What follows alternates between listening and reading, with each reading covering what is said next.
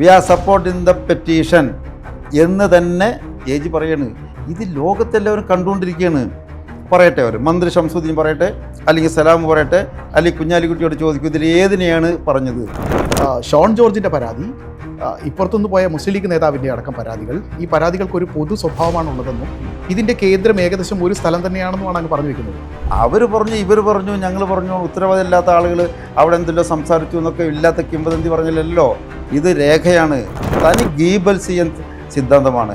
എന്തിനാണ് ഇവരൊക്കെ അവരുടെ വ്യക്തിത്വത്തെ പോലും നശിപ്പിച്ചുകൊണ്ട് ഇങ്ങനെ ഈ പുകമറ സൃഷ്ടിച്ചുകൊണ്ട് നടക്കുന്നു? എത്ര കാലം നടത്താൻ? ഒരേ ടേബിളിൽ നിന്ന് പ്രിപ്പയർ ചെയ്തിട്ടുള്ള പരാതികളാണെന്ന് അവ 3-4 വായിച്ച് നോക്കിയാൽ അറിയാം. ലീഗിൻ്റെ അടക്കം കൊടുത്തത്. ഈ ഗൂഢാലോചന ആലോചിക്കുമ്പോൾ നമുക്ക് ചെന്നെത്താൻ കഴിയും മുനമ്പമാണ് വിഷയം. നമസ്കാരം, ഇൻസൈറ്റിലേക്ക് സ്വാഗതം. വഖഫ് ബോർഡ് ചെയർമാൻ KS ഹംസയാണ് ഇന്ന് നമ്മോടൊപ്പം ഉള്ളത്. സാർ നമസ്കാരം. നമസ്കാരം. സുപ്രീം കോടതി വിധി വന്ന ശേഷം എനിക്ക് തോന്നുന്നു ആദ്യമായിട്ടായിരിക്കും മാധ്യമത്തോട് സംസാരിക്കുന്നുണ്ടാവുക. വിധി വന്നോണ്ട് കുറേ മാധ്യമങ്ങൾ വന്നിരുന്നു, അവരോട് കൂട്ടായിട്ടൊന്നും കൊടുത്തു. അതെ. അപ്പോൾ നമുക്ക് ചോദിക്കാം, എങ്ങനെയാണ് സുപ്രീം കോടതി വിധിയെ കാണുന്നത്? വളരെ ശ്ലാഘനീയമായ വിധി, വളരെ തൃപ്തികരമായ വിധി. ഈ രാജ്യത്ത് നിയമവ്യവസ്ഥ നിലനിൽക്കുമെന്ന് ബോധ്യപ്പെടുത്തിയ ഒരു വിധിയായിരുന്നു സുപ്രീം കോടതി വിധി. സാധാരണ കേസുകളിൽ ഉള്ളതുപോലെയല്ല ഈ വിധിയുടെ പ്രാധാന്യം. സമാനമായ റിലീഫ് തമിഴ്നാട്ടിൽ കിട്ടിയിട്ടുണ്ടെങ്കിലും തമിഴ്നാട് ഗവൺമെൻറ്റായിരുന്നു അവിടുത്തെ ആവശ്യക്കാർ. ഹൈക്കോടതിയുടെ വിധിയെ സ്റ്റേ ചെയ്യണമെന്ന് ആവശ്യപ്പെട്ട് സുപ്രീം കോടതിയെ സമീപിച്ചത് സംസ്ഥാന ഗവൺമെൻറ്റായിരുന്നു. ഇവിടെ വിരോധാഭാസം എന്ന് തന്നെ പറയട്ടെ, ഇവിടെ സംസ്ഥാന ഗവൺമെൻറ് നേരെ എതിരാകുന്നത്. സംസ്ഥാന ഗവൺമെൻറ് സുപ്രീം കോടതിയിൽ പറഞ്ഞത് ഞങ്ങൾ ഹൈക്കോടതിയിൽ പറഞ്ഞതുപോലെ തന്നെ സെക്ഷൻ 14 അനുസരിച്ചിട്ടുള്ള എല്ലാ കാറ്റഗറിയിൽപ്പെട്ട മുഴുവൻ ആളുകളെയും സ്ട്രിക്റ്റായി അവരെല്ലാം ഉൾപ്പെടുത്തി ഞങ്ങൾ പുനഃസംഘടിപ്പിക്കും, അതിൽ ഞങ്ങൾക്ക് അഭിപ്രായ വ്യത്യാസമില്ല എന്നാണ് ഇന്നും സുപ്രീം കോടതിയിൽ പറഞ്ഞത്. അങ്ങനെ സംസ്ഥാന ഗവൺമെൻറ് നിലപാട് അങ്ങനെ ആയിരിക്കെ, പരാതിക്കാരുടെ നിലപാടും ഇങ്ങനെ ആയിരിക്കെ, ബഹുമാനപ്പെട്ട കേരള ഹൈക്കോടതിയുടെ വിധിയും അങ്ങനെ ആയിരിക്കെ, ഇതെല്ലാം മറികടന്നുകൊണ്ട് കിട്ടിയ ഒരു വലിയ റിലീഫായിരുന്നു. ഇപ്പോൾ സംസ്ഥാന സർക്കാരിൻ്റെ അല്പം മുമ്പ് സംസാരിച്ച മന്ത്രി ശംസുദ്ദീൻ തന്നെ ഈ വിഷയത്തിൽ പറയുന്നുണ്ടായിരുന്നു, സർക്കാരിന് ഏറ്റവും തിരിച്ചടിയായിട്ട് ഇതിനെ വ്യാഖ്യാനിക്കേണ്ടതില്ല. നേരത്തെ ഹൈക്കോടതി പറഞ്ഞിരുന്ന അതേ കാര്യങ്ങൾ ഹൈക്കോടതിയിലേക്ക് തന്നെ കൊടുക്കുകയാണ്. ആകെ ഒരു റിലീഫ് കൊടുത്തിട്ടുള്ളത് നേരത്തെ പറഞ്ഞ അസിസ്റ്റന്റ് സെക്രട്ടറിയുടെ നിയമനവുമായിട്ട് ബന്ധപ്പെട്ടാണെന്നുള്ളതാണ് ശംസുദ്ദീൻ പറഞ്ഞത്. അതോടൊപ്പം തന്നെ അദ്ദേഹം ഒരു കാര്യം കൂടെ ചൂണ്ടിക്കാണിച്ചിരുന്നു. വഖഫ് ബോർഡ് കൊടുത്തിട്ടുള്ള സ്റ്റേറ്റ്മെൻറ്റ്, കോടതിയിൽ കൊടുത്തിട്ടുള്ള, സുപ്രീം കോടതിയിൽ കൊടുത്തിട്ടുള്ള ഹർജിയിൽ പറയുന്നത് ഈ 2 അംഗങ്ങളുടെ നിയമനത്തിൽ എതിർപ്പില്ല, അതിന് പകരം സർക്കാർ മൊത്തം ബോർഡിനെ ഡീസ്റ്റബിലൈസ് ചെയ്തതിനോടാണ് എതിർപ്പ് എന്നുള്ള രീതിയിലാണ് ഇത് വ്യാഖ്യാനിക്കപ്പെട്ടത്. എങ്ങനെയാണ് അതിനെ കാണുന്നത്? മന്ത്രിയുടെ പരാമർശം അപഹാസ്യം എന്ന് തന്നെ പറയട്ടെ. എന്താണ് മന്ത്രി അങ്ങനെ പറയാൻ കാരണം? ഇത് നോക്കൂ, സെക്ഷൻ ഇപ്പോൾ മന്ത്രി ഏറ്റവും ലാസ്റ്റായി അവസാനമായി കേരള ഗവൺമെൻറ്റിൻ്റെ ഒരു ഉത്തരവാണ് 1342/26 RD. അത് ഉത്തരവ് ഇന്നലെ വന്നത്, മിനിയാന്നാണ് വന്നത്, 2 ദിവസം മുമ്പാണ് ഉത്തരവ്. ആ ഉത്തരവ് ഗവൺമെൻറ് ഇറക്കിയത് എന്താണ്? ബഹുമാനപ്പെട്ട ഹൈക്കോടതിയുടെ നിർദ്ദേശമനുസരിച്ച് ബോർഡിനെ സൂപ്പർവൈസ് ചെയ്യാൻ വേണ്ടി ഞങ്ങളൊരു അഡ്മിനിസ്ട്രേറ്ററെ നിയോഗിച്ചിരിക്കുന്നു. ആ അഡ്മിനിസ്ട്രേറ്റർ മദീന ബീഗം എന്നവരാണ്.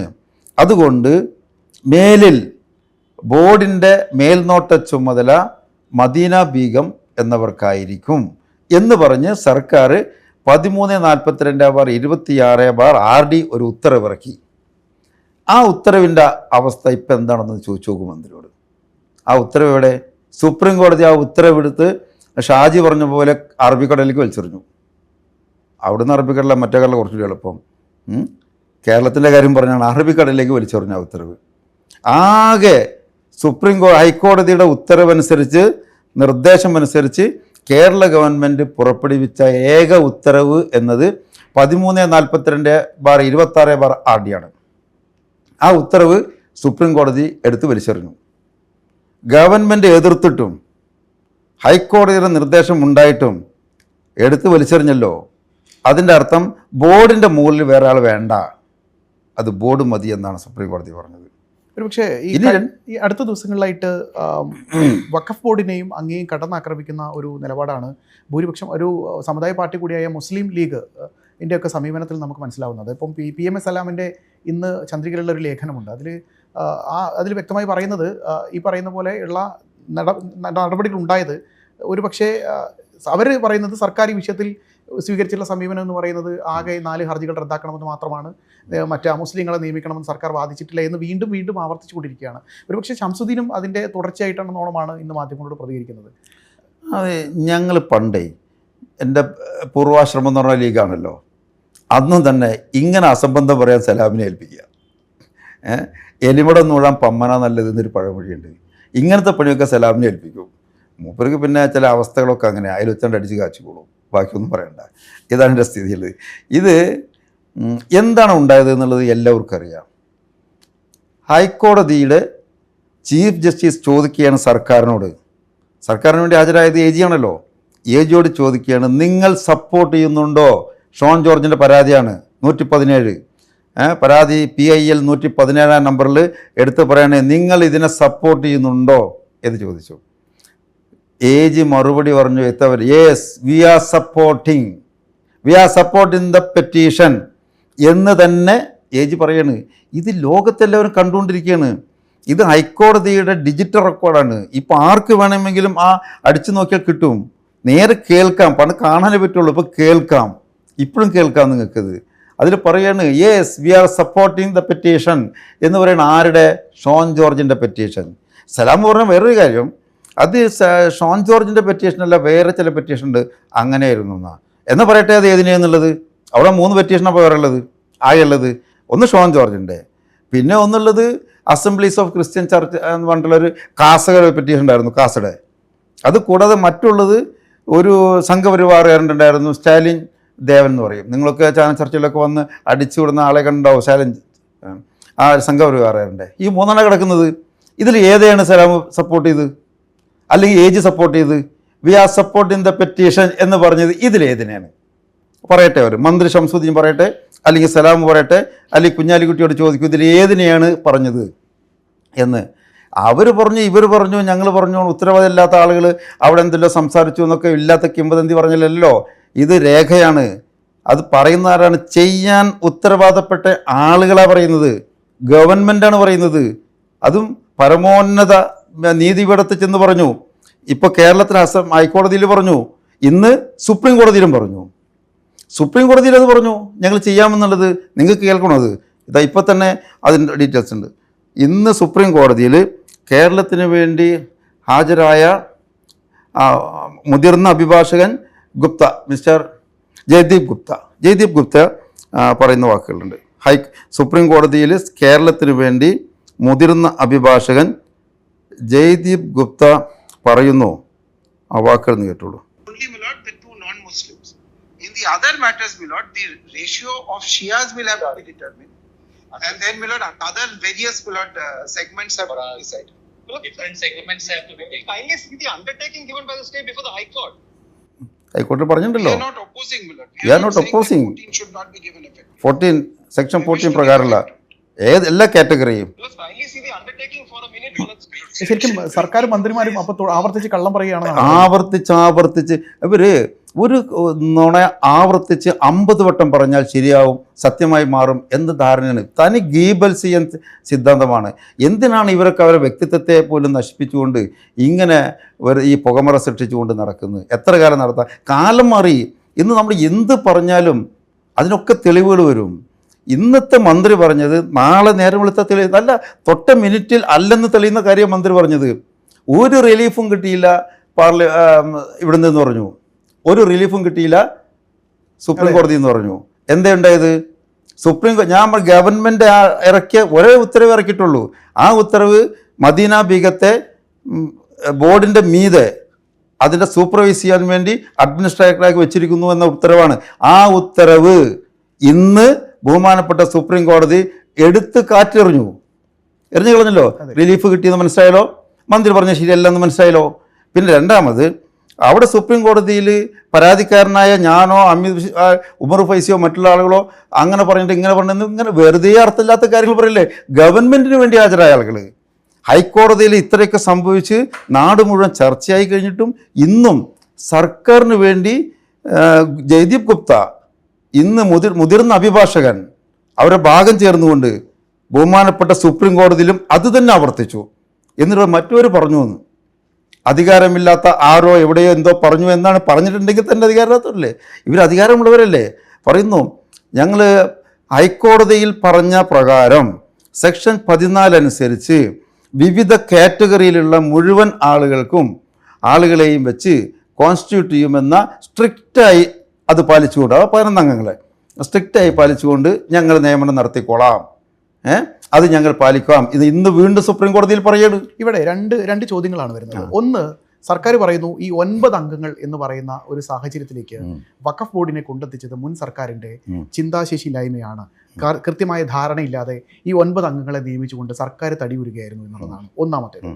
ആ ഒരു പശ്ചാത്തലത്തിൽ ആ ഒരു വാദം മാറ്റി നിർത്തിക്കൊണ്ട് വീണ്ടും ഇന്നത്തെ സ്റ്റേറ്റ്മെന്റ് നമ്മൾ പരിശോധിക്കുകയാണെങ്കിൽ സർക്കാരിന് ഇതിൽ മറ്റൊരു താല്പര്യം, ഇപ്പോഴുള്ള വഖഫ് ബോർഡ് ചെയർമാനെ പോലെ അല്ലെങ്കിൽ മറ്റ് വഖഫ് ബോർഡ് അംഗങ്ങളെക്കാൾ വ്യത്യസ്തമായി സർക്കാരിന് മറ്റെന്തോ ഒരു താല്പര്യമുള്ളതുപോലെ നമുക്ക് തോന്നുന്നുണ്ടോ? അത് ആദ്യത്തെ ഒരു ഉത്തരം. ഈ 9 അംഗങ്ങളെ മുൻപത്തെ സർക്കാർ വെച്ചത് ചിന്താശേഷി ഇല്ലായ്മയാണ് എന്നവർ പറയുന്നുണ്ടല്ലോ. അത് തന്നെയാണ് നമ്മളും പറയുന്നത്. ചിന്താശേഷി ഇല്ലായ്മയോ മറ്റോന്ന് അറിഞ്ഞോട്ടെ. 9 അംഗങ്ങളെ വെച്ചിട്ടില്ലെങ്കിൽ 11 അംഗങ്ങളെ വെക്കണമായിരുന്നു. 11 അംഗങ്ങളെ വെക്കുകയാണെങ്കിലോ 2 നോൺ മുസ്ലിം വരും. അപ്പോൾ അത് ഒഴിവാക്കാൻ വേണ്ടി തന്നെയാണ്. അത് ചിന്താശേഷി, അവർ പറയുന്നത് ചിന്താശേഷിയുണ്ട് 11 അംഗങ്ങളെ വെച്ച് കോൺസ്റ്റിറ്റ്യൂട്ട് സംസ്ഥാനമുണ്ട് ഇന്ത്യയിൽ, അത് മധ്യപ്രദേശാണ്. അവർ 11 അംഗങ്ങളെ വെച്ച് ചെയ്തു, അത് ചിന്താശേഷിയുള്ളതാണ്. മധ്യപ്രദേശിലെ സംഘപരിവാർ ഗവൺമെൻറ് 11 അംഗങ്ങളെ വെച്ച് കോൺസ്റ്റിറ്റ്യൂട്ട് ചെയ്തപ്പോൾ ചിന്താശേഷിയുണ്ട്. കേരളത്തിലെ ഇടതുപക്ഷ ഗവൺമെൻറ് 9 അംഗങ്ങളെ വെച്ചുകൊണ്ട് ആ 2 അംഗങ്ങളെ മാറ്റി നിർത്തി. എന്നിട്ട് പറഞ്ഞു സുപ്രീം കോടതിയിൽ ആ കേസ് നടക്കുന്നുണ്ട്, ആ കേസിൻ്റെ വിധി വരുന്ന സമയത്ത് അതിനനുസരിച്ച് വേണമെങ്കിൽ അപ്പോൾ ചെയ്യാം. ആ പോസ്റ്റ് അവിടെ മാറ്റിയിട്ടു. നേരെ മറിച്ച് മധ്യപ്രദേശ് ഗവൺമെൻറ് 11 അംഗങ്ങളെ മുഴുവനും വെച്ചു, ഒരു കംപ്ലൈൻറ്റ് ഇറക്കില്ല, 2 നോൺ മുസ്ലിങ്ങളടക്കം. ചിന്താശേഷിയുണ്ട്. അത് തമിഴ്നാട് ഗവൺമെൻറ് എന്ത് ചെയ്തു? 2 അംഗങ്ങളെ മാറ്റി നിർത്തി, കേരളം ചെയ്തതുപോലെ. എന്നിട്ട് 9 അംഗങ്ങളെ കൊണ്ട് കോൺസ്റ്റിറ്റ്യൂട്ട് ചെയ്തു. ഇവിടുത്തെ പോലെ ഇവിടെ ഇപ്പോൾ ലീഗിൻ്റെ ആളുകൾ പോയിട്ടുണ്ടല്ലോ, ലീഗിൻ്റെയും BJP-യുടെയും ആളുകൾ സമ്മിശ്രമായിട്ട് ഹൈക്കോടതിയിൽ പോയില്ലേ, 2 നോൺ മുസ്ലിങ്ങളെ വെച്ചിട്ടില്ല അതുകൊണ്ട് പിരിച്ചുവിടണമെന്ന്. എന്നുപോലെ തമിഴ്നാട്ടിൽ ഒരു യുദ്ധം പോയി. തമിഴ്നാട് ഹൈക്കോടതി പിരിച്ചുവിട്ടു, ബോർഡ് പിരിച്ചുവിട്ടു. പക്ഷേ തമിഴ്നാട് ഗവൺമെൻറ് സുപ്രീം കോടതിയെ സമീപിച്ചു. ഞങ്ങൾ തമിഴ്നാട് സുപ്രീം കോടതിയിൽ കിടക്കുന്ന ഒരു കേസ് ഞങ്ങളുണ്ട് കക്ഷികൾ, അത് വിധി വന്നിട്ടില്ല. അത് വിധി വരുന്ന വർഷം അതിൻ്റെ ഫൈനൽ ജഡ്ജ്മെൻറ്റ് വരുമ്പോൾ ഞങ്ങൾ വേണ്ടി വന്നാൽ അപ്പം ചെയ്യാം, ഇപ്പം ഞങ്ങൾക്ക് ഇത് അംഗീകരിച്ച് തരണം, അതുകൊണ്ട് ഹൈക്കോടതിയുടെ വിധി സ്റ്റേ ചെയ്യണം എന്ന് സർക്കാരാണ് ആവശ്യപ്പെട്ടത്. അവിടെ വിധി കൊടുത്തു സുപ്രീം കോടതി. ഇവിടെ പൂർണ്ണമായ വിധി നമുക്ക് മുഴുവൻ കിട്ടിയിട്ടില്ല, നാളെ ഹൈക്കോടതിയിലുള്ളതുകൊണ്ട് ചെയ്യുന്നില്ല, ഇവിടെ ചെന്നാൽ കിട്ടുമെന്നും ഫെയർ ഹിയറിംഗ് നടത്തണമെന്ന് ഹൈക്കോടതിയോട് നിർദ്ദേശിക്കുകയും ചെയ്തു. ഇവിടെ മറുഭാഗത്തെ കാരണം ഇവിടെ ഗവൺമെൻറ് എതിരാണ്. തമിഴ്നാട് ഗവൺമെൻറ് സുപ്രീം കോടതി പറഞ്ഞത് ഞങ്ങൾക്കത് വെക്കാൻ നിവൃത്തിയില്ല, കാരണം ഞങ്ങൾ സുപ്രീം കോടതിയിൽ ഫയൽ ചെയ്തിട്ടുണ്ട് ഇതിനെതിരെ, അതിൻ്റെ ജഡ്ജ്മെൻറ്റ് വന്നപ്പോൾ ഞങ്ങൾ ചെയ്തോളാം, അതുകൊണ്ട് ഇപ്പോൾ ഈ 9 വെച്ചതിനെ ഞങ്ങൾക്ക് അംഗീകരിച്ച് തരണം. ശരി, കൊടുത്തു. കേരള ഗവൺമെൻറ് സുപ്രീം കോടതിയോട് പറഞ്ഞു ഞങ്ങൾ പഴയ ഗവൺമെൻറ്റാണ് ഇവിടെ ഈ 9 വെച്ചത്, അതുകൊണ്ട് 2 നോൺ മുസ്ലിങ്ങളെ ഒഴിവാക്കിയാണ് വെച്ചിട്ടുള്ളത്, ഞങ്ങൾക്ക് അതിനെ സപ്പോർട്ട് ചെയ്യാൻ പറ്റില്ല. ഞങ്ങൾ ഹൈക്കോടതി പറഞ്ഞിട്ടുണ്ട്, സ്ട്രിക്റ്റായി ഒബേ ചെയ്തിട്ട് ആ 11 അംഗങ്ങളെ വെച്ചുകൊണ്ട് ഞങ്ങൾ റീകോൺസ്റ്റ് ചെയ്തോളാം എന്ന് ഞങ്ങൾക്ക് വേണ്ടി AG അല്ലെങ്കിൽ സർക്കാർ പറഞ്ഞിട്ടുണ്ട്. അതുകൊണ്ട് അത് തന്നെ ഞങ്ങൾ സുപ്രീം കോടതിയോടും പറയണു, അത് ഞങ്ങൾ പാലിച്ചോളാം, ഞങ്ങൾക്ക് വിരോധമല്ല എന്ന് സർക്കാരിന് വേണ്ടി സർക്കാർ പക്ഷത്ത് നിന്നുകൊണ്ട് മുതിർന്ന അഭിഭാഷകൻ ഇന്ന് സുപ്രീം കോടതി പറയണ്. എന്ത് ചെയ്യാൻ പറ്റും? കോടതി ഗവൺമെൻറ്റല്ലേ പറയുന്നത്. എന്നിട്ടും ഗവൺമെൻറ് കേരള സർക്കാർ ഇറക്കിയ ഏക ഉത്തരവിനെ എടുത്തു വലിച്ചെറിഞ്ഞു. മറ്റേ കാര്യം പറഞ്ഞു ഹൈക്കോടതിയെ നിങ്ങൾ പരിശോധിക്കണം, ഫെയർ ഹിയറിംഗ് അതിൽ ഉറപ്പുവരുത്തണം എന്ന് ഹൈക്കോടതിക്ക് നിർദ്ദേശം കൊടുക്കുകയും ചെയ്തു. ഈ VD സതീശൻ സർക്കാരിന് ഞാൻ വീണ്ടും ഒന്നുകൂടെ ചോദ്യം ആവർത്തിക്കുകയാണ്. കാരണം ഇന്ന് മന്ത്രിയുടെ പ്രതികരണത്തിലടക്കം മന്ത്രി തന്നെ പറയുന്നു ആരാണ് കോടതിയെ സമീപിച്ചത്, മന്ത്രിയുടെ സ്റ്റേറ്റ്മെൻറ്റാണ് അത്, വഖഫ് ബോർഡ് ചെയർമാനും വഖഫ് ബോർഡിൻ്റെ ഒരു അംഗവുമാണ്. ആ സ്റ്റേറ്റ്മെൻറ്റ് അങ്ങനെ തുടർന്ന് പോവുകയാണ്. അപ്പോൾ നമുക്ക് പുറത്തുനിന്ന് ഇത് കാണുന്ന ആളുകളെ സംബന്ധിച്ചിടത്തോളം ഉണ്ടാകുന്നൊരു സംശയം, ഒരു പക്ഷേ സർക്കാരിന് ഇതിൽ മറ്റൊരു താല്പര്യമുണ്ടോ? അങ്ങനെ ഒരു താല്പര്യമുള്ളതായിട്ട് വഖഫ് ബോർഡ് ചെയർമാന് തോന്നുന്നുണ്ടോ? ശരി, ആരാണ് കോടതിയെ സമീപിച്ചത് എന്നുള്ള ചോദ്യത്തിൽ എന്തിനാണ് മന്ത്രി ഇങ്ങനെയൊക്കെ പറയാൻ നിൽക്കുന്നത്? ഇത് ഈ ഭൂതത്തെ കുടത്തുനിന്ന് തുറന്നു വിട്ടതാരാ? കഴിഞ്ഞ ഇടതുപക്ഷ ഗവൺമെൻറ് കാലത്ത് 2016 വരുമ്പോൾ ഇവിടെ ഒരു വഖഫ് ബോർഡുണ്ട്. അത് UDF വഖഫ് ബോർഡാണ്. അതിൻ്റെ കാലാവധി 2019 അവസാനിക്കുക. ക്ഷമയോടുകൂടി ആ 19 വരേക്ക് സർക്കാർ കാത്തിരുന്നു. അതിൽ ഇതിന് ഗുരുതരമായ നിയമന വിവാദം അതിനകത്തുണ്ടായിരുന്നു. ഷിയ കെയർ ഓഫിൽ കയറിയിട്ടുള്ളത് ഇവിടുത്തെ വേറൊരു സംഘടനയുടെ ആളാണ് കയറിയിട്ടുള്ളത്. അതൊക്കെ ഉണ്ടായിട്ട് വരും, ഒന്നും സർക്കാർ ഡിസ്റ്റർബ് ചെയ്തില്ല, വിട്ടുകളഞ്ഞല്ലോ. ഇവിടെ എന്താ ചെയ്ത്? ഈ സർക്കാർ വന്നുടനെ തന്നെ ആകെ ആർത്തിയായി, നെല്ല് കാണാത്ത കോഴി അരി കണ്ട പോലെ ആർത്തിയായി. എന്നിട്ട് ഇപ്പോൾ തോന്നിയതൊക്കെ പിരിച്ചുവിടാം. എന്തൊക്കെ പിന്നെ ഉദ്ദേശം? വേറെ ചില മൈഡീസ് ഉണ്ടാവും. എന്തായിരുന്നാലും പരാതി ആദ്യം വന്നത് ആരാന്നുള്ളതിലേക്ക് പറയാം. സുഗമമായി ഈ ബോർഡ് പ്രവർത്തിച്ചുകൊണ്ടിരിക്കുമ്പോൾ ആദ്യമായി സർക്കാരിലൊരു പരാതി 2/6/26 കൊടുക്കുകയാണ്. മുസ്ലിം ലീഗിൻ്റെ നേതാവും മലപ്പുറം ജില്ലാ പഞ്ചായത്ത് അംഗവുമായ ഒരു അസ്ഹർ പെരുമുക്ക് എന്ന് പറഞ്ഞ ഒരു വ്യക്തി ഗവൺമെൻറ്റിൽ ഒരു പരാതി കൊടുക്കുന്നു ആദ്യം. എന്നിട്ട് പറയുന്നു സെക്ഷൻ 14 അനുസരിച്ച് 11 പേരെയാണ് വെക്കേണ്ടത്. പക്ഷേ വേറെ കുറേ കാര്യങ്ങൾ പറഞ്ഞിട്ടുണ്ട്. ഈ 11 അംഗങ്ങളെ ഗവൺമെൻറ് പോസ്റ്റ് ചെയ്യാത്തത് കൊണ്ട് അത് ഇൻകംപ്ലീറ്റഡ് ആണ്. ആ നിയമനം ഇൻകംപ്ലീറ്റഡ് ആണ്. അതുകൊണ്ട് തന്നെ ആ അപ്പോയിൻമെൻറ്റുകൾ റദ്ദ് ചെയ്യണം. അതിൽ തന്നെ 3-4 പേരെ എടുത്ത് പറഞ്ഞിട്ടുണ്ട്. അവരുടെ നിയമനത്തിൽ തന്നെ തെറ്റുണ്ടെന്നും പറഞ്ഞു. അപ്പോൾ എന്നിട്ട് സെക്ഷൻ 14 അനുസരിച്ച് എല്ലാ വിഭാഗങ്ങൾക്കും അർഹമായ രീതിയിൽ പ്രാതിനിധ്യം ഉറപ്പുവരുത്തി 11 അംഗങ്ങളെ പൂർണ്ണമായി വെച്ച്, അഥവാ എല്ലാ വിഭാഗങ്ങൾക്കും 11 11 ആ പരാതി തന്നെ വേറെ പറയുന്നുണ്ട്. ആ രീതിയിൽ ഉറപ്പ് വരുത്തിയിട്ടുള്ള ഒരു ബോർഡിനെ റീകോൺസ്റ്റിറ്റ്യൂട്ട് ചെയ്യണം എന്ന് സർക്കാരിനോട് 2/6/26 6 മാസം 2-ാം തീയതി കൊടുക്കുന്നു.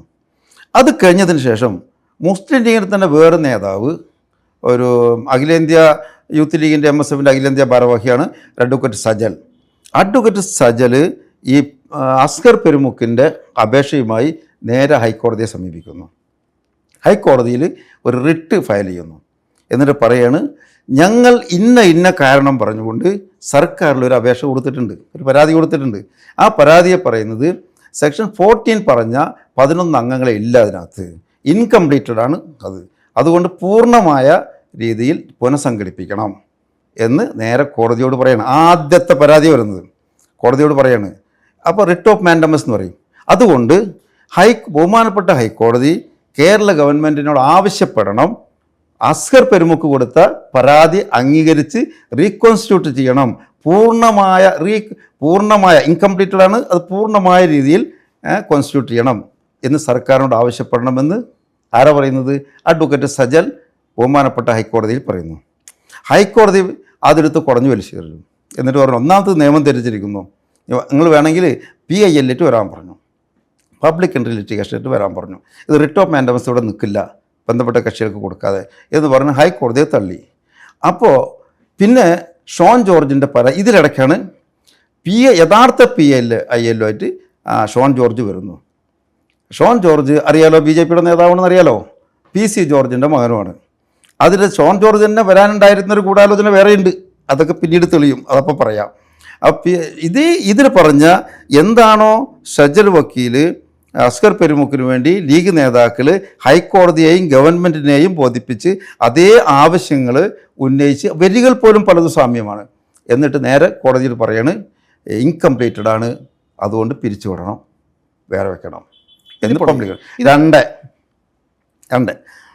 ഇതുപോലെ തന്നെ പിന്നെ വീണ്ടും ഒരെണ്ണം കൂടി വരികയാണ്. അത് വെച്ചത് കാസയാണ്, അതായത് assemblies of Christian church trust എന്ന് പറഞ്ഞിട്ട് ഒരു കാസ ബന്ധമുള്ള കുറച്ച് ആളുകൾ വേറൊന്നും വെക്കുന്നു. അവരും ഇത് തന്നെയാണ് ആവശ്യപ്പെടുന്നത്. 3 പിന്നെ വരുന്നത് സ്റ്റാലിൻ ദേവൻ എന്ന സംഘപരിവാരനാണ് ഇതേ ആവശ്യം തന്നെയാണ് വെക്കുന്നത്. അതുകൊണ്ട് ഇൻകംപ്ലീറ്റഡ് ആണ്. ചുരുക്കി പറഞ്ഞാൽ കുറേ അധികം പറഞ്ഞിട്ടുണ്ടാവുമല്ലോ. പ്രധാന കണ്ടൻറ്റ് സെക്ഷൻ 14 അനുസരിച്ച് മുഴുവൻ പ്രാതിനിധ്യത്തോടുകൂടി റീകോൺസ്റ്റിറ്റ്യൂട്ട് ചെയ്യണം, ഇതാണ് ആവശ്യം. ഇത് 3 വരികയാണ്. ഇതൊക്കെ ഒരേ ടേബിളിൽ നിന്ന് പ്രിപ്പയർ ചെയ്തിട്ടുള്ള പരാതികളാണെന്ന് അവ 3-4 വായിച്ച് നോക്കിയാൽ അറിയാം, ലീഗിൻ്റെ അതടക്കം കൊടുത്തത്. എന്നിട്ട് അതിനെ AG നേരെ ഗവൺമെൻറ്റിൻ്റെ കേരള സർക്കാരിൻ്റെ AG നേരെ വന്ന് അഡീഷണൽ AGമാരെ വിട്ടതല്ല, അഡീഷണൽ ഡയറക്ടർ ജനറൽമാരെ വിട്ടതല്ല. അദ്ദേഹം നേരിട്ട് വന്ന് കോടതിയിൽ പറയാണ് എന്ത്, ആ പെറ്റീഷനെ ഞങ്ങൾ അംഗീകരിക്കുന്നു എന്ന്. എന്നിട്ട് അത്ഭുതപ്പെട്ടിട്ടുണ്ടായിരിക്കും ജസ്റ്റിസ്. ചീഫ് ജസ്റ്റിസ് ചോദിക്കുകയാണ്, ഹലോ നിങ്ങൾ സപ്പോർട്ട് ചെയ്യുന്നുണ്ടോ, are you supporting the petition എന്ന് ചോദിച്ചപ്പോൾ ഇദ്ദേഹം ഉറക്കെ വിളിച്ചു പറയുന്ന കോടതിയിൽ എന്ത്, yes we are supporting the petition. ഏത് 11 അംഗങ്ങളുള്ള 2 നോൺ മുസ്ലിങ്ങൾ അടക്കം വെച്ച് 11 അംഗങ്ങളുള്ള കംപ്ലീറ്റഡ് ആയിട്ടുള്ള ബോർഡിനെ വെക്കണം, ഇതിനെ റീകോൺസ്റ്റിറ്റ്യൂട്ട് ചെയ്യണം എന്ന് പറഞ്ഞതിന് സപ്പോർട്ട് ചെയ്യുന്നുണ്ട് എന്ന് ഷോൺ ജോർജിൻ്റെ പരാതി എടുത്ത് പറഞ്ഞത്. അങ്ങനെ അപ്പോൾ ഇതിലെ ഗൂഢാലോചന ആലോചിക്കാലോ. ഇത് എവിടുന്ന് വന്നു ഈ ഗൂഢാലോചന? ഈ ഗൂഢാലോചന ആലോചിക്കുമ്പോൾ നമുക്ക് ചെന്നെത്താൻ കഴിയും മുനമ്പമാണ് വിഷയം. അല്ല, അങ്ങ് ഉന്നയിക്കുന്ന ആരോപണം വളരെ ഗൗരവതരമാണ്. അതായത് ഷോൺ ജോർജിന്റെ പരാതി, ഇപ്പുറത്തുനിന്ന് പോയ മുസ്ലിം ലീഗ് നേതാവിൻ്റെ അടക്കം പരാതികൾ, ഈ പരാതികൾക്ക് ഒരു പൊതു സ്വഭാവമാണുള്ളതെന്നും ഇതിൻ്റെ കേന്ദ്രം ഏകദേശം ഒരു സ്ഥലം തന്നെയാണെന്നുമാണ് അങ്ങ് പറഞ്ഞു വെക്കുന്നത്. നിങ്ങൾക്ക് ഞാൻ ഈ 4 പരാതികളിലെയും കോപ്പി തരാം. അതിൽ മുഴുവൻ നോക്കി നോക്കോളൂ. അതിൻ്റെ ആ പരാതിയുടെ കേന്ദ്ര ബിന്ദു സെക്ഷൻ 14 അനുസരിച്ച് ഇൻകംപ്ലീറ്റഡ് ആയിട്ടുള്ള ഈ ബോർഡിനെ പിരിച്ചുവിട്ട് സെക്ഷൻ 14 അനുസരിച്ച് മുഴുവൻ പ്രാതിനിധ്യമുള്ള ബോർഡിനെ റീകോൺസ്റ്റിറ്റ്യൂട്ട് ചെയ്യണമെന്നാണ്. അത് തന്നെയാണ് ഇവിടെ സർക്കാരിൻ്റെ താല്പര്യം. അതാണ് സർക്കാർ താല്പര്യം. സർക്കാർ കോടതിയിലും സമ്മതിച്ചു. പിന്നെ ഇത് അബദ്ധമായപ്പോൾ കുരങ്ങൻ നീർക്കോലിയെ പിടിച്ച അവസ്ഥയിലായി. ഓരോരുത്തരും മാറാൻ തുടങ്ങി. മന്ത്രി വേറൊന്ന് പറഞ്ഞു, മറ്റൊരു മന്ത്രി പറഞ്ഞു, റവന്യൂൻ്റെ മന്ത്രി പറഞ്ഞു ഞാൻ അറിഞ്ഞിട്ടില്ല, എൻ്റെ ഡിപ്പാർട്ട്മെൻറ്റിൽ പോയതാണ്, പക്ഷേ ഞാൻ അറിഞ്ഞിട്ടില്ല, അന്വേഷിക്കുമെന്ന് പറഞ്ഞു. വേറെ മന്ത്രി മറിച്ചെന്ന് പറഞ്ഞു. ഇതൊക്കെ കൂടി കൂടി തലങ്ങ് പറഞ്ഞു. അപകടമായി. ഇത് സമുദായം ഒന്നിച്ച് തിരിഞ്ഞു. അപ്പോൾ ഒരു സമുദായം മാത്രമാണ് തിരിയൂ എന്ന് വിചാരിച്ചു. പക്ഷേ കേരളത്തിലെ മതനിരപേക്ഷ സമൂഹം മുഴുവനും തിരിഞ്ഞു. കാരണം എന്താണെന്നോ, ഈ വാദം തിരിച്ചു വരാലോ. വിഷയത്തിൽ ഇതൊന്ന് നമ്മുടെ ഈ വാദം തിരിച്ചു വരാലോ. തിരിച്ചെന്ത് വരും? ഹിന്ദുക്കളുടെ ദേവസ്വം ബോർഡിൽ 2 മുസ്ലിങ്ങളെയും കയറ്റണമെന്ന് പറയാലോ. നാളെ ആവശ്യങ്ങൾ ഉന്നയിക്കാമല്ലോ. ക്രിസ്ത്യാനികളുടെ രൂപതയിലോ അതല്ലെങ്കിൽ ചർച്ചുകളിൽ നോൺ ക്രിസ്ത്യാനികളെ കയറ്റണമെന്ന് പറയാലോ. അപ്പോൾ ഇത് ദൂരവ്യാപകമായ പ്രത്യാഘാതങ്ങൾ ഉണ്ടാകുമെന്നുള്ളത് കേരളത്തിലെ മതനിരപേക്ഷ സമൂഹം വിശ്വസിച്ചു. അതുകൊണ്ടാണ് കേരള ജനത മുഴുവനും ഈ സർക്കാരിനെതിരെ തിരിഞ്ഞത്. ഇതാണ് അതിൻ്റെ സംഭവം. ഈ ദുർഭൂതത്തെ കുടത്തിൽ നിന്ന് പുറത്തേക്ക് ഇറക്കിയത് ആദ്യമായി 2/6/26 മുസ്ലിം ലീഗിൻ്റെ പരാതിയിൽ നിന്നാണ് തുടങ്ങുന്നത്. ഇതൊക്കെ വസ്തുതയാണല്ലോ. ഇതെല്ലാം രേഖകൾ കിടക്കുകയല്ലേ. ഡേറ്റ് വെച്ചെല്ലാം പരിശോധിച്ചോളൂ. അതിനുശേഷമാണ് മറ്റുള്ളതൊക്കെ വരുന്നത്. ഇപ്പോൾ ഇവർ ആ ഭൂതത്തെ രണ്ടാമത് കുടത്തിലേക്ക് ആവാഹിക്കാൻ വിചാരിച്ചാൽ എളുപ്പം നടക്കില്ലല്ലോ. കൈവിട്ടു പോയി. അവർ വിചാരിച്ചാൽ നടക്കില്ല. എന്നാലും ഒരുവിധം ഈ കേരളത്തിലെ ജനങ്ങളോട് മര്യാദ കാണിച്ചുകൊണ്ട് അവർ സുപ്രീം കോടതിയിലെങ്കിലും മാറ്റിപ്പറയുന്നു വിചാരിച്ചു. സുപ്രീം കോടതിയിൽ ചെന്ന് സീനിയർ അഭിഭാഷകൻ, മുതിർന്ന നിയമ അഭിഭാഷകൻ അവിടെ ചെന്നുകൊണ്ട് കേരളത്തിൻ്റെ വാദത്തോട് സപ്പോർട്ട് ചെയ്തുകൊണ്ട് പറഞ്ഞു, ഞങ്ങൾ കേരള ഹൈക്കോടതിയിൽ പറഞ്ഞതുപോലെ സെക്ഷൻ 14 അനുസരിച്ച് എല്ലാ വിഭാഗത്തിനും പ്രാതിനിധ്യം കൊടുത്ത്, അങ്ങനെ തന്നെ പറഞ്ഞത്, എല്ലാ കാറ്റഗറീസും എല്ലാ സെഗ്മെൻറ്റുകൾക്കും പ്രാതിനിധ്യം കൊടുത്ത് ഞങ്ങൾ സമ്പൂർണ്ണമായ രീതിയിൽ റീകോൺസ്റ്റിറ്റ്യൂട്ട് ചെയ്യാൻ തയ്യാറാണ്. സുപ്രീം കോടതിയിൽ വീണ്ടും പറഞ്ഞല്ലോ. ആരാണ് വഞ്ചിക്കുന്നത്? ആരാണ് ജനങ്ങളെ കബളിപ്പിക്കുന്നത്? ഈ മുസ്ലിം ലീഗ് ഈ പറയുന്ന ആരോപണത്തിൽ ഞാൻ ഒന്നുകൂടെ വ്യക്തത വരുത്താം. മുസ്ലിം ലീഗ് അടക്കമുള്ള ആളുകൾ ഈ വിഷയത്തിൽ വഖഫ് ബോർഡിനെതിരായ നീക്കത്തിൽ, ഇപ്പോഴുള്ള വഖഫ് ബോർഡിനെ ഡീസ്റ്റെബിലൈസ് ചെയ്യാനുള്ള നീക്കത്തിൽ സംഘപരിവാറുമായി കൈകോർക്കുന്നു എന്ന് തന്നെയാണ് പറഞ്ഞു വരുന്നത്. ഒരേ സ്വരമാണ്. തീർച്ചയായും ഒരേ സ്വരമാണ്, ഒരേ എഴുത്താണ്, ഒരേ വാദമാണ്, ഒരേ കണ്ടന്റാണ്, ഒരേ ആളുകളാണ് എല്ലായിടത്തും എത്തുന്നത്. ഇവരൊക്കെ ഒന്നാണ്. പക്ഷേ അവിടെ മുസ്ലിം ലീഗ് എന്ന് പറയുമ്പോൾ ഒന്ന് മാറ്റി പറയണം. അതായത് മുസ്ലിം ലീഗിൽ ഒരുപാട് നിഷ്കളങ്കരായ പ്രവർത്തകരുള്ള പാർട്ടിയാണത്. അവരൊന്നും ഇതിനെ ഇഷ്ടപ്പെടുന്നില്ല. ഇതതിൻ്റെ മേൽനോട്ടത്തിൽ ഇതിൻ്റെ സുഖം അനുഭവിക്കുന്ന ആളുകളുണ്ടല്ലോ, ഇതിൻ്റെ ഫ്രൂട്ട് അനുഭവിച്ചുകൊണ്ടിരിക്കുന്ന ഒരു പിടി ആളുകളാണ് ഇതൊക്കെ കാരണക്കാർ. അവർ മാത്രമാണ് ഇത് ചെയ്യുന്നത്. പാവപ്പെട്ട ലീഗുകാർ നിഷ്കളങ്കര. അവർക്ക് ഇപ്പോഴും അത് കുറച്ച് മനസ്സിലാക്കിയിട്ടില്ല. അത് മനസ്സിലാക്കിക്കൊണ്ടാൻ ഇവർ തയ്യാറാവില്ല. ഉടനെ അവരെന്ത് ചെയ്യുന്നോ, കുറച്ച് ചോർപ്പട്ടാളുണ്ട്, ചോറ്റുപട്ടാളം എന്ന് പറയില്ലേ, കുറച്ച് ചോറ്റുപട്ടാളുണ്ട്, അവരിറക്കിയിട്ട് വേഗം കുറച്ച് ഫേസ്ബുക്കിലും വാട്സപ്പിലും മറ്റൊക്കെ സോഷ്യൽ മീഡിയയിൽ നേരെ എന്തെങ്കിലുമൊക്കെ എഴുതും. തിരിച്ചാണ്ട് അങ്ങോട്ട് എന്തെങ്കിലുമൊക്കെ അതിൻ്റെ പിന്നിൽ വേറെ കൂടും. അങ്ങനെ വസ്തുതയിലേക്ക് വരാൻ തയ്യാറുള്ള ഒരുപാട് ആളുകളുണ്ട്. വസ്തുതയിലേക്ക് വരുന്നവർ അവർ കാര്യങ്ങൾ മനസ്സിലാക്കിയിട്ടുണ്ട്. മുസ്ലിം സമുദായത്തിലെ എല്ലാ അവാന്തര വിഭാഗങ്ങളും ഇതിനെതിരെ സർക്കാരിനെതിരെ പ്രതികരിച്ചു തുടങ്ങി. അവരെല്ലാം പരിപൂർണമായ പിന്തുണ ഈ ബോർഡിനുണ്ട്. ബോർഡ് വളരെയധികം കാര്യക്ഷമമായി പ്രവർത്തിച്ചുകൊണ്ടിരിക്കുകയാണ്. ഈ ബോർഡ് വന്നതിന് ശേഷം 150ഓളം കേസുകൾ സെറ്റിൽ ചെയ്ത് കൊടുത്തു. ഒരു കേസിലും അപ്പീൽ പോയിട്ടില്ല. അപ്പീൽ പോകാൻ പറ്റാത്ത രീതിയിൽ എല്ലാ കാര്യങ്ങളും പറഞ്ഞ് മനസ്സിലാക്കി ഭൂരിപക്ഷം കേസുകളും അദാലത്തിൽ അവസാനിപ്പിച്ചു. അല്ലാത്തത് വിധി കൊടുത്തു. വിധി കൊടുത്താൽ പോലും വെള്ളം ചോരാത്ത രീതിയിൽ അങ്ങനെ മുമ്പോട്ട് പോകുന്നൊരു ബോർഡാണ്. ഒരാഴ്ചയിൽ 5 സിറ്റിങ്ങൊക്കെയാണ് നടത്തുന്നത് പലപ്പോഴും. അങ്ങനെ പോകുന്ന ബോർഡാണിത്. അതുകൊണ്ട് അതിനെ തകിടം മറിക്കുക. ആ ബോർഡ് ഉള്ളപ്പോൾ അവർക്ക് 2 കാര്യം നടത്താൻ പറ്റില്ല. ഒന്ന്, മുനമ്പം വിചാരിച്ച പോലെ ചെയ്യാൻ കഴിയില്ല. മുനമ്പത്ത് എല്ലാവർക്കും വേറെ വേറെ താല്പര്യമുണ്ട്. മുഖ്യമന്ത്രിക്ക് താല്പര്യമുണ്ടാവും. മുനമ്പത്തെക്കുറിച്ച് സംസാരിക്കുമ്പോൾ മുനമ്പത്ത് ഇപ്പോൾ ഒരു വിഭാഗം ആളുകളെങ്കിലും തെറ്റിദ്ധരിപ്പിക്കാൻ അല്ലെങ്കിൽ ഒരു വിഭാഗം ആളുകളിലേക്ക് ഒരു പ്രത്യേക ചിന്ത കൊണ്ടുവരാൻ ഇപ്പോൾ ഉള്ള പല നീക്കങ്ങൾക്കുമായിട്ടുണ്ട്. അവർ പറയുന്നത് 2 അമുസ്ലിം അംഗങ്ങൾ വരുന്നതോടുകൂടി ഈ വഖഫ് ബോർഡിൻ്റെ തീരുമാനങ്ങളിൽ പലതിനും ഇടപെടാൻ കഴിയും, അല്ലെങ്കിൽ മുനമ്പത്തെ ഇപ്പോഴുള്ള നിലപാടിൽ നിന്ന് മാറ്റം വരുത്താൻ കഴിയും എന്നുള്ള രീതിയിലാണ്. സത്യത്തിൽ മുനമ്പത്ത് ആരാണ് ആരോപിതൻ, ആരാണ് മാറ്റം വരുത്തേണ്ടത്, അങ്ങനെ വഖഫ് ബോർഡിൻ്റെ ഈ നിലപാടിൽ മാറ്റം വരുത്താൻ സാധിക്കുമോ എന്നുള്ള വിഷയങ്ങളിൽ വലിയ അവ്യക്തത ഇപ്പോൾ നിലനിൽക്കുന്നുണ്ട്. ആ അവ്യക്തതയിൽ നിന്നുകൊണ്ടാണ് ഇത്തരത്തിൽ ഈ 2 ആളുകളെ, വളരെ സാധാരണക്കാരായ ആളുകൾ പോലും പ്രോത്സാഹിപ്പിക്കുന്നുണ്ട്. ഈ ഒരു വാദത്തെ ഒരു രീതിയിൽ അല്ലെങ്കിൽ മറ്റൊരു രീതിയിൽ പിന്താക്കാൻ പലർക്കും തോന്നിയേക്കാം. കാരണം മുനമ്പത്ത് വഖഫ് ബോർഡിൽ 2 മുസ്ലിങ്ങൾ കടന്നു വരുന്നതോടുകൂടി വഖഫ് ബോർഡിൻ്റെ നയത്തിൽ മാറ്റം വന്നേക്കും, ഒരുപക്ഷേ വഖഫ് ബോർഡിനെ അതിന് പ്രേരിപ്പിക്കാൻ സാധിക്കും. അത്തരത്തിലൊരു പ്രചരണവും നടക്കുന്നുണ്ട്. ഏത് തരത്തിലാണ് അതിനെ കാണുന്നത്? ഒന്ന്, ഇതൊരു വ്യാമോഹമാണ്. അതൊന്നും നടക്കില്ല. അത് കേവലം ഉടമസ്ഥാവകാശ തർക്കമാണ് കുടുംബത്തിലുള്ളത്. വ്യക്തമായ ആധാരമുണ്ട്, വ്യക്തമായ രജിസ്ട്രേഷനുണ്ട്, കോടതി വിധിയുണ്ട്. ഇപ്പോൾ അവസാനമായി ട്രിബ്യൂണലിൽ കിടക്കുകയാണ് അതിന് ചോദ്യം ചെയ്തത്. അവിടെ കിടക്കുന്നുണ്ട്. അത് നടപടി നടക്കുകയാണ്. അതിൻ്റെ നടപടിക്രമങ്ങൾ പൂർത്തിയായില്ലാതെ അതിൽ നടക്കില്ല. മുനമ്പം ആധാരത്തിൽ വഖഫ് ആധാരം എന്ന് എടുത്തു പറഞ്ഞിട്ടുള്ള ആധാരമാണ്. അത് ആ രീതിയിൽ തന്നെ അതിൻ്റെ കൈവശക്കാരായിരുന്ന ഒട്ടക്കാരായിരുന്ന ഫാറൂഖ് കോളേജ് പറവൂർ കോടതിയിൽ സ്റ്റേറ്റ്മെൻറ്റും കൊടുത്തിട്ടുണ്ട്, അഫിഡവിറ്റ് കൊടുത്തിട്ടുണ്ട്, ഇത് വഖഫ് ആധാരമാണെന്നത്.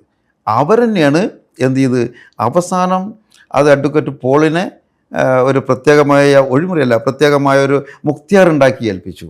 ആ മുക്തിയാർ വെച്ച് പോൾ ഇതൊക്കെ വിറ്റു. പോൾ ആധാരം എന്നാണ് ഇപ്പോൾ പറയുന്നത്. ഈ പോൾ ആധാരം ഓരോരുത്തർക്ക് കൊടുത്തു. അങ്ങനെ കുറേ ആളുകൾക്ക് കൊടുത്തു. ചിലർ 5 സെൻറ്റ് മേടിച്ചു, 50 സെൻറ്റ് വളച്ച് കെട്ടി. ചിലർ 10 സെൻറ്റ് മേടിച്ചു, 60 സെൻറ്റ് വളച്ച് കെട്ടി. ചിലർ ഒന്നും കൊടുക്കാതെ വളച്ച് കെട്ടി കെയർ ഓഫിൽ. ഇതാണ് സംഭവിച്ചതൊക്കെ. കുറേ അതിനകത്ത് 10-12ഓളം നിരവധി ബാറുള്ളതും റിസോർട്ടുകളും ഒക്കെ അതിലുണ്ടാക്കാൻ തുടങ്ങി. എല്ലാം ചോദിച്ചു. അപ്പോഴാണ് ജനം തിരിഞ്ഞത് ഇത് വഖഫായിരുന്നല്ലോ എന്നുള്ളത്. നോക്കുമ്പോഴാണ് പോൾ ആധാരം കൊണ്ടാണ് ഇവർ ചെയ്തിട്ടുള്ളത്. പോളായിരുന്നെങ്കിലോ KPCC ഭാരവാഹിയായിരുന്നു. KPCCയുടെ ഭാരവാഹിയായിരുന്നു. നമ്മുടെ ഇപ്പോഴത്തെ മുഖ്യമന്ത്രിയുടെ വലിയ ആദരണീയനായ നേതാവുമാണെന്നും അദ്ദേഹം. അവർക്ക് അങ്ങനെ കുറേ കണക്ഷൻസ് അവർക്കൊക്കെ ഉണ്ടായേക്കാം. അങ്ങനെ ഇവരെല്ലാവരും കൂടി ഇതാണ്ട് വിട്ടുകൊടുത്തു. അതിൽ ഒന്നാമത്തെ കൾപ്രിറ്റ് ഫാറൂഖ് കോളേജാണ്. അവിടുത്തെ ഭൂമി മേടിച്ച് താമസിക്കുന്ന പാവങ്ങൾ വേറെ ഉണ്ടായേക്കാം. പക്ഷേ ഉടമസ്ഥാവകാശത്തെക്കുറിച്ച് കോടതിയിൽ ചർച്ച വന്നാൽ കോടതി വിധിക്ക് വിധേയമാകേണ്ടതല്ലേ? അതല്ലേ നമ്മുടെ നിയമം, അത് പാലിക്കണമല്ലോ. ഇനി മറ്റൊന്ന്, വസ്തു ആധാരം പിടിച്ച് കാശ് കൊടുത്ത് മേടിക്കുന്നതാണ്. എന്ത് നോക്കും? അടിയാധാരം പരിശോധിക്കുമല്ലോ. വെറും മുക്തിയാർ മാത്രമല്ലല്ലോ നോക്കുക. അടിയാധാരം പരിശോധിച്ചാൽ അതിൽ വഖഫ് ആധാരം എന്ന് കാണുന്നുണ്ടല്ലോ. ഒരു വക്കീലിനെ കാണിക്കുമല്ലോ. വക്കീൽ പറയും മേടിക്കാൻ പാടില്ലെന്ന് പറയല്ലോ. ഇതൊന്നും ഉണ്ടായിട്ടില്ലല്ലോ. ഇതൊരു തട്ടിപ്പെല്ലാം കൂടി ഉണ്ടാക്കിയ ഒരു ഗൂഢാലോചനയാണ്. ആ കോൺസ്പിറസി പൊളിയണം. അതിനുശേഷം ഇലക്ഷൻ വന്നപ്പോൾ മുസ്ലിം ലീഗിൻ്റെ നേതാക്കൾ ഇലക്ഷൻ മുമ്പായി സെമിനാറിൽ ചെന്ന്, അല്ലെങ്കിൽ രൂപതയിൽ ചെന്ന്, അരമനയിൽ ചെന്ന് പറഞ്ഞു, ഞങ്ങൾ അധികാരത്തിൽ വന്നാൽ അത് നിങ്ങൾക്ക് വിട്ടുതരാം, ഞങ്ങൾക്ക് വരാതില്ല എന്ന് പറഞ്ഞു.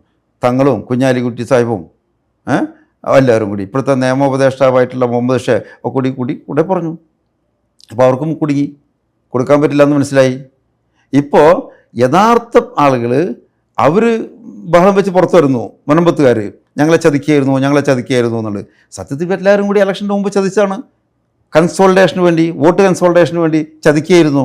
അവർക്കിപ്പോൾ സംഗതി മനസ്സിലായി. ആര് വിചാരിച്ചാലും ചെയ്യാൻ പറ്റില്ല. അത് ഉടമസ്ഥാവകാശ തർക്കമാണ്. ആ തർക്കം കോടതികൾ തീരുമാനിക്കണം. ഞങ്ങൾ പോർട്ടലിൽ കയറ്റിയപ്പോഴും രജിസ്ട്രേഷൻ മുമ്പേ നടന്നതാണ്. 2019 നടന്നിരിക്കുന്നു. യു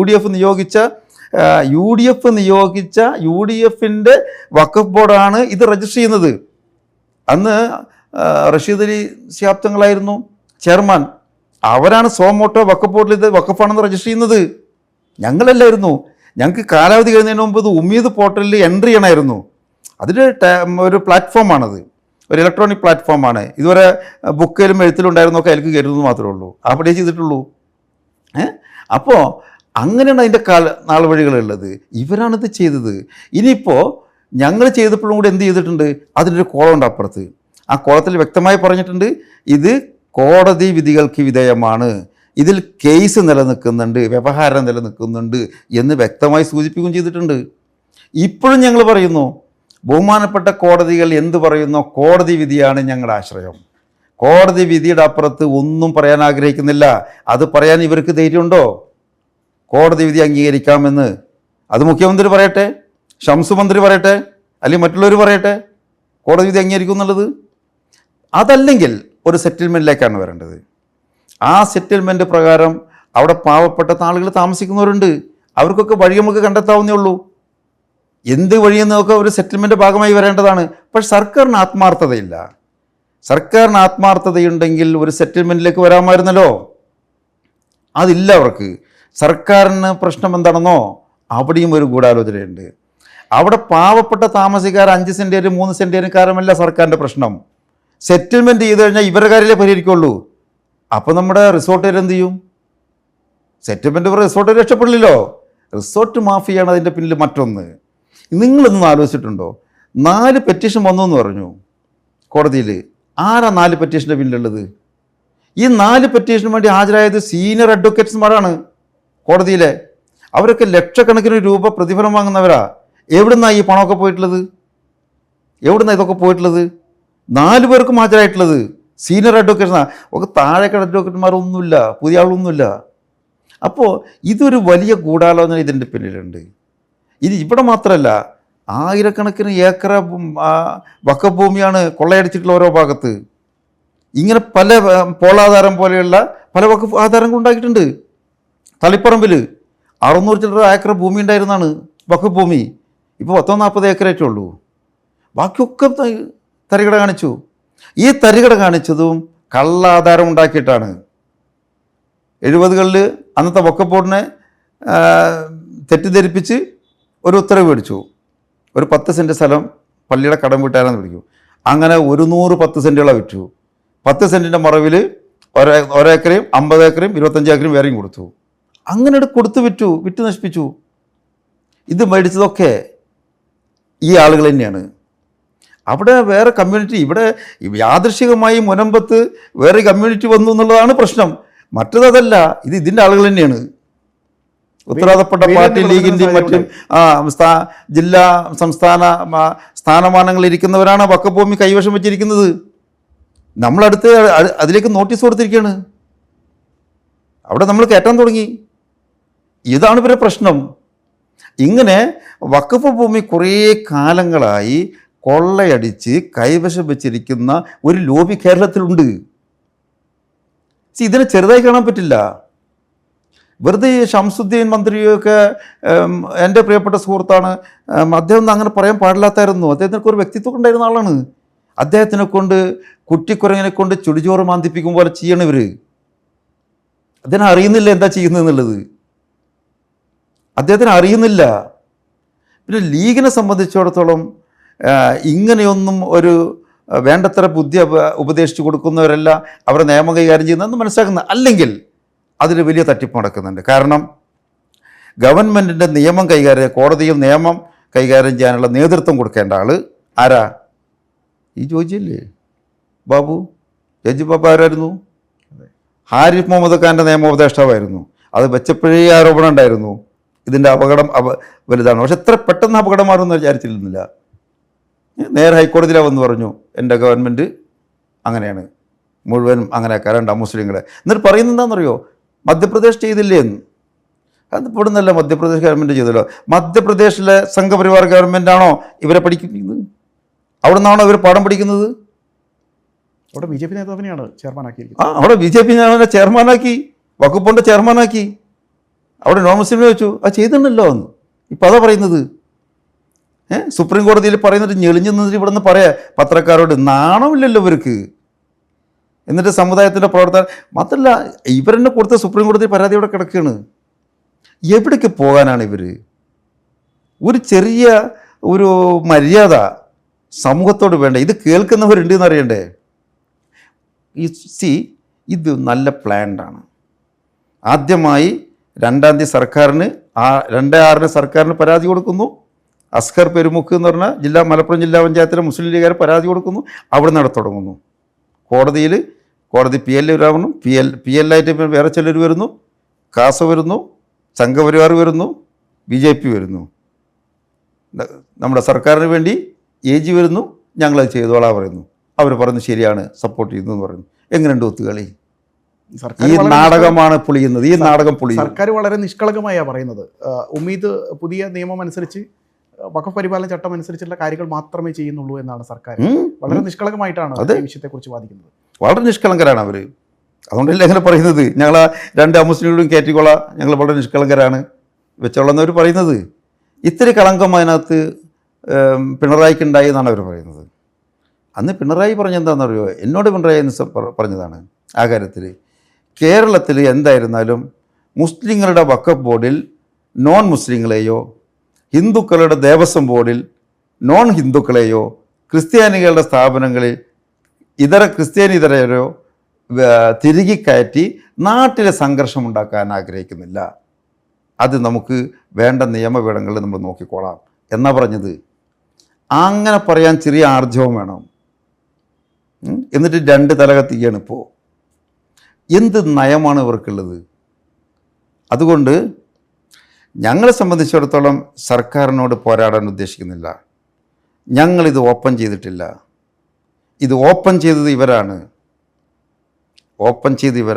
ഇവരാണ് ദുർബോധത്തെ പുറത്തുവിട്ടത്. ഇനിയും ഒരു സമാധാന അന്തരീക്ഷത്തിലൂടെ വഖഫ് സ്ഥാപനങ്ങളും മറ്റിതര സ്ഥാപനങ്ങളും സർക്കാർ പ്രവർത്തിക്കണം. ഞങ്ങളിപ്പോൾ ഗവൺമെൻറ് വെച്ച 100 ദിന പരിപാടികളുണ്ട്. അതിൽ മുഴുവൻ മുത്തവല്ലിമാർക്കും ട്രെയിനിങ് കൊടുക്കാനുള്ള പരിപാടി 29 നമ്മൾ തുടങ്ങാൻ പോവാണ്. ഞങ്ങൾ സഹകരിച്ചാണ് പോവുക. ഞങ്ങൾക്കൊരു വിരോധമില്ല. ഇവിടെ അവസാനമായി നമുക്കുള്ളൊരു ഒരു ആശങ്ക കൂടിയുണ്ട്. അതായത് നിലവിൽ സുപ്രീം കോടതി വീണ്ടും ഹൈക്കോടതിയുടെ മൈതാനത്തേക്ക് പന്ത് തട്ടിയിരിക്കുകയാണ്.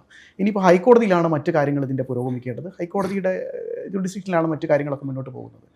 എത്രത്തോളം പ്രതീക്ഷയിലാണ്? അപ്പോൾ സർക്കാരുമായിട്ട് ഒരുപക്ഷെ തീർത്തും വിഭിന്നമായൊരു നിലപാടിലേക്ക് ഇപ്പോൾ വഖഫ് ബോർഡ് എത്തിച്ചേർന്നിരിക്കുകയാണ്. സർക്കാർ ഒരു നിലപാട് പറയുന്നു, ഒരുപക്ഷെ വഖഫ് ബോർഡിൻ്റെയും വഖഫ് ചെയർമാൻ്റെയും നിലപാടിന് വിരുദ്ധമായൊരു നിലപാടാണ് ഇപ്പോൾ സർക്കാർ സ്വീകരിക്കുന്നതെന്നാണ് നമുക്ക് ഒറ്റ നോട്ടത്തിൽ മനസ്സിലാവുക. എങ്ങനെയാണ് ഈ ഒരു സാഹചര്യത്തെ കാണുന്നത്? എങ്ങനെയാണ് ഇത് ഓവർകം ചെയ്യാൻ ഉദ്ദേശിക്കുന്നത്? ചെയർമാൻ്റെയും വഖഫ് ബോർഡിൻ്റെയും നിലപാടുകൾക്ക് വിരുദ്ധം എന്ന് പറയാൻ പറ്റില്ല. ഗവൺമെൻറ് പോകുന്നത് ഭരണഘടനയ്ക്ക് വിരുദ്ധമായിട്ടാണ്. ഭരണഘടന ഞാൻ പറയാം, സെക്ഷൻ 22 പറയുന്നുണ്ട് 1, 2, 3 ആളുകൾ കുറഞ്ഞാലും ഇത് പ്രവർത്തിക്കാം, ബോർഡിനെ പിരിച്ചുവിടാൻ പറ്റില്ല എന്ന് പറയുന്നുണ്ട്. ഭരണഘടന പറയുന്നുണ്ട്. അതുപോലെ തന്നെ പല കാര്യങ്ങളും പറയുന്നുണ്ട്. ഭരണഘടനയിൽ പറഞ്ഞിട്ടില്ല ഒരു സൂപ്പർവിഷന് മുകളിൽ ഒരാളെ വെക്കണമെന്ന് പറഞ്ഞിട്ടില്ല. ഇത് പറയാത്ത കാര്യങ്ങൾ ചെയ്യുന്നു, പറഞ്ഞ കാര്യങ്ങൾ അവഗണിക്കുന്നു. ഞങ്ങൾ പറയുന്നത് ആരും സപ്പോർട്ട് ചെയ്യേണ്ട.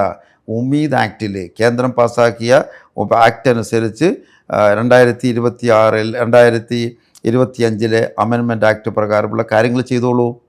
പിന്നെ 2 നോൺ മുസ്ലിങ്ങളെ വെക്കേണ്ട കാര്യത്തിൽ സുപ്രീം കോടതിയിൽ പരാതി നിലനിൽക്കുന്നത് കൊണ്ട് അതിൻ്റെ പരാതി വരേക്ക് കാക്കാനുള്ള ഒരു സന്മനസ്സുണ്ടായിക്കോട്ടെ. അത് കഴിഞ്ഞിട്ട് എന്താ വെച്ചാൽ നിങ്ങൾ ചെയ്തോളൂ. എന്തായാലും രാജ്യത്തിൻ്റെ നിലവിലുള്ള നിയമത്തെ കാറ്റിപ്പറത്താൻ ആർക്കും പറ്റില്ല. അങ്ങനെ തന്നെ നിയമ സംവിധാനം പറഞ്ഞാൽ അതിൻ്റെ കൂടെ നിൽക്കേണ്ടി വന്നേക്കാം. പക്ഷെ ധൃതി കാണിക്കണ്ട, സുപ്രീം കോടതിയിൽ ഉണ്ടല്ലോ. അത് കരയ്ക്കെങ്കിലും നിങ്ങളൊന്ന് വെയിറ്റ് ചെയ്യൂ. ഇതാണ് ഞങ്ങൾ പറയുന്നത്. അതുകൊണ്ട് പിന്നെ ഇവർക്ക് എതിരാകുന്നത് രാജ്യത്തെ ജനസഞ്ചയത്തോടാണ്, പൊതുബോധത്തോടാണ്. കേരളത്തിൽ മലയാളിയുടെ ഏറ്റവും വലിയ ഉത്കൃഷ്ടമായ പൊതുബോധത്തോടാണ് ഇവർ സമരം പ്രഖ്യാപിച്ചിട്ടുള്ളത്. നാളെ അവർക്കറിയാം ഇന്നിത് മുസ്ലിങ്ങളുടെ വഖഫ് ബോർഡ്, നാളെ ഹിന്ദുക്കളുടെ ദേവസ്വം ബോർഡിൽ ഇതേ ആവശ്യം ഉന്നയിച്ച് വരാലോ. എങ്ങോട്ടും ഇങ്ങോട്ടും വരൊരു പാലട്ട് കഴിഞ്ഞാൽ. അതുകൊണ്ട് കേരളത്തിലെ ജനതയുടെ സാമാന്യമായ അല്ലെങ്കിൽ പൊതുബോധത്തോടാണ് ഇവർ സമരം ചെയ്യുന്നത്, അല്ലാതെ വഖഫ് ബോർഡിനോടല്ല. വഖഫ് ബോർഡ് ഈ നിയമത്തിൻ്റെ ഒരു പ്രോഡക്റ്റാണ്. ആ നിയമത്തിൻ്റെ ഉള്ളിൽ നിന്ന് മാത്രമേ ഇതിന് പ്രവർത്തിക്കാൻ കഴിയൂ. അതിൻ്റെ അപ്പുറത്തേക്ക് അതിന് പോകാൻ കഴിയില്ല. പിന്നെ ഹൈക്കോടതിയിൽ വരുന്നു എന്ന് പറഞ്ഞു നിങ്ങൾ. ഹൈക്കോടതിയിൽ ഞങ്ങൾ നല്ല പ്രതീക്ഷയുണ്ട്. കാരണം ഇപ്പം നേരത്തെ പറഞ്ഞത് ഞങ്ങളെ കേൾക്കാതെയാണ്. ഞങ്ങൾ ആദ്യമായി കേൾക്കാൻ പോകുന്നേ ഉള്ളൂ നാളെ. അപ്പം ഞങ്ങൾ ഞങ്ങളുടെ കാര്യങ്ങൾ പറയും. ഹൈക്കോടതിയിൽ നിന്ന് മറ്റൊന്നും നടക്കില്ല. കാരണം എന്താണെന്നോ, ഹൈക്കോടതി ഉമീദ് ആക്ടിലേക്കല്ലേ നോക്കുക. ഇതുമായി ബന്ധപ്പെട്ട ഒരു വിധി കൊടുക്കുമ്പോൾ ഇതിലേക്ക് നോക്കും. നിലവിൽ ഇതിലേക്ക് നോക്കിയിട്ടില്ല. കാരണം ഞങ്ങൾ കേട്ടിട്ടില്ല. ഇനി ഞങ്ങൾ പറയും. സെക്ഷൻ 22 ഞങ്ങൾ പറഞ്ഞു കൊടുക്കും, സെക്ഷൻ 16 ഞങ്ങൾ പറഞ്ഞു കൊടുക്കും, എല്ലാം ഞങ്ങൾ പറയും. അപ്പോൾ അതങ്ങനെ പോയിക്കോളൂ. അതുകൊണ്ട് ആ ഭരണഘടനയനുസരിച്ച് പോവാൻ സർക്കാർ തയ്യാറാണെങ്കിൽ ഹൈക്കോടതിയിൽ നിന്ന് ഞങ്ങൾക്കിനി അനുകൂലമായ വിധി വരുള്ളൂ. അതുകൊണ്ടാണ് അതിൽ അപാകത തോന്നിയത് കൊണ്ടാണ് സുപ്രീം കോടതി ഹൈക്കോടതിയോട് പറഞ്ഞത് ഫെയർ ഹിയറിംഗ് ഉണ്ടാവണം ഇക്കാര്യത്തിൽ എന്നാണ് പറഞ്ഞത്. ഹൈക്കോടതി പറഞ്ഞു ഫെയർ ഹിയറിംഗ് ഈ കാര്യത്തിൽ ഉണ്ടാവണം. മാത്രമല്ല ഇപ്പം തന്നെ ഞങ്ങൾ എടുത്തു. ആകെ സർക്കാർ ഒരു ഉത്തരവ് ഇറക്കിയിട്ടുണ്ടെന്ന് പറഞ്ഞു. എന്താ ഉത്തരവ് ചോദിച്ചു. അത് ബോർഡിൻ്റെ മീതെ ഹൈക്കോടതി പറഞ്ഞ് ഞങ്ങളൊരു അഡ്മിനിസ്ട്രേറ്റർ വെച്ചിട്ടുണ്ടെന്ന് അതെടുത്ത് വലിച്ചെറിഞ്ഞു. അത് കട്ട് ചെയ്തു. ഇവരെ നേരെ കേൾക്കണമെന്ന്, രണ്ടാമത് ഇവരെ നേരെ കേൾക്കണമെന്ന് ഹൈക്കോടതിയോട് പറയും ചെയ്തു. ശുഭം. അതല്ലേ ഉള്ളൂ. അതാണ് അതിൻ്റെ കാര്യങ്ങൾ. നന്ദി. ഓക്കെ, സംസാരം ഞങ്ങളോട് ഇത്രയും സമയം പങ്കിട്ടതിന് എല്ലാവിധ ആശംസകളും. Okay, thanks.